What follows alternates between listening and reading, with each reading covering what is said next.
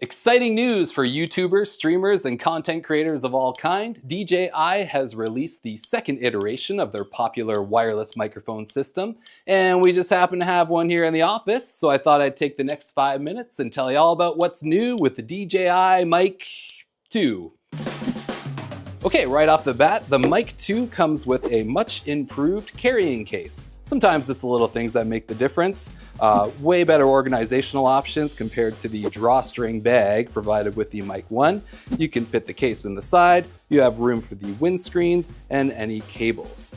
The case itself, which is now made of metal, you still have the 4 battery status lights on the front. And as you can tell, I'm struggling with the new push button latch, which provides some extra security when you're traveling with the Mic 2, and it still charges via USB-C. The transmitters themselves are a little bit shorter but thicker in design, probably to accommodate for the new battery. More on that in a minute. But we've also seen some changes to the layout of the buttons and the LED lights. Previously, the record button was right next to the link button, and people were accidentally hitting it when going to hit record.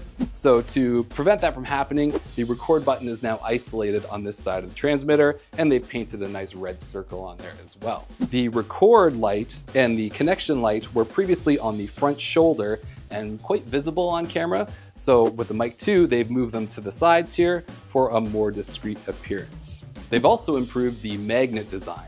They're a little bit thicker now, so improved strength for when attaching to something like a hoodie or the lapel collar of a jacket, but they've also nicely branded them, which is great because when you inevitably lose one on the ground, you'll think, what the heck is that? But at least now it says DJI, so you know it belongs to something. Easier to find. We've also seen an improvement in the windscreen.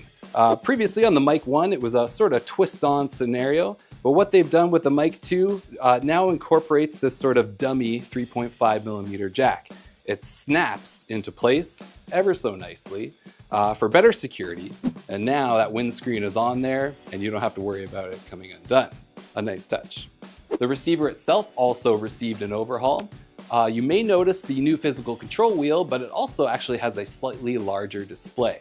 The physical control wheel will allow you to navigate through the menus and also has a push button feature to enter any sub-menus. You still have the same USB port, physical power button, and 2 3.5mm jacks, one for headphone monitoring out and one for audio out to connect to your DSLR camera. You also may notice that the hot shoe mount is now incorporated into the design of the receiver rather than previously being a loose adapter.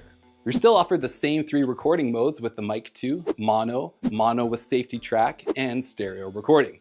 For those of you who don't know, mono with safety track will actually record a secondary track with 6 dB less gain applied as a safety backup. Great news for Lightning users. In our previous review, we found out that the Mic 1 did not support stereo recording for Lightning users, and this included the mono with safety track mode. However, we're happy to report that the Mic 2 has made the update, and Lightning users can now take advantage of all 3 modes. We did see a small bump in battery life. The transmitters can now run for up to 6 hours, and with additional top-ups in the charging case, you get a total of 18 hours of use. Okay, on to new tech. We have seen the addition of noise-canceling technology to the Mic 2. In my tests that I performed in a busy city scenario, I found the noise canceling actually did quite a good job at suppressing things like the passing of traffic, cars splashing into puddles, weather-related things. It didn't completely eliminate these sounds, but it definitely suppressed them enough to allow you to listen to my voice distraction-free. The Mic 2 also now offers 32-bit float recording.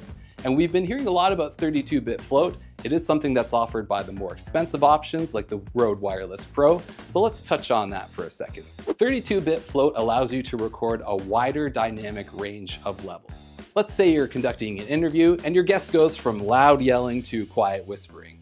What you can do is transfer the 32-bit track from the transmitter into your DAW or video editing software, and that's where you'll find the uncompromised track. You'll be able to bring down any parts of the audio that we're clipping, and the opposite. You'll be able to bring up any quiet parts without adding extra noise.